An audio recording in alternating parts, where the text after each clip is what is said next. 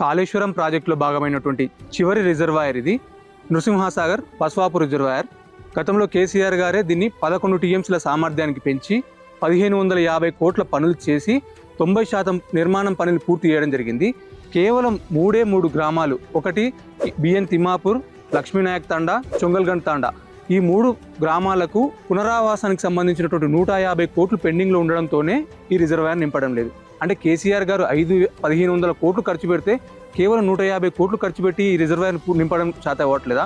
ఈ రిజర్వాయర్లో 11 టీఎంసీల నీళ్లు నింపితే నల్గొండ జిల్లాలో ఆలేరు, భువనగిరి, కొంత నల్గొండ జిల్లాలోని కొన్ని సంస్థాన నారాయణపూర్ కొన్ని మండలాలకి 2,80,000 ఎకరాలకు సాగునీరు అందుతుంది.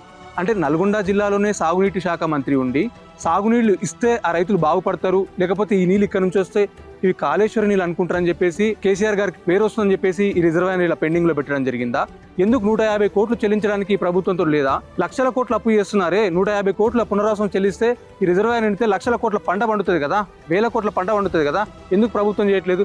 ఇప్పటికైనా ప్రభుత్వం చిత్తశుద్ధితో ఆలోచించి ఈ 90% పూర్తయినటువంటి పనులకు మిగతా 10% పూర్తి చేసి పంట కాలాలకు నీళ్ళు అందించాలని చెప్పేసి ప్రభుత్వం డిమాండ్ చేస్తుంది.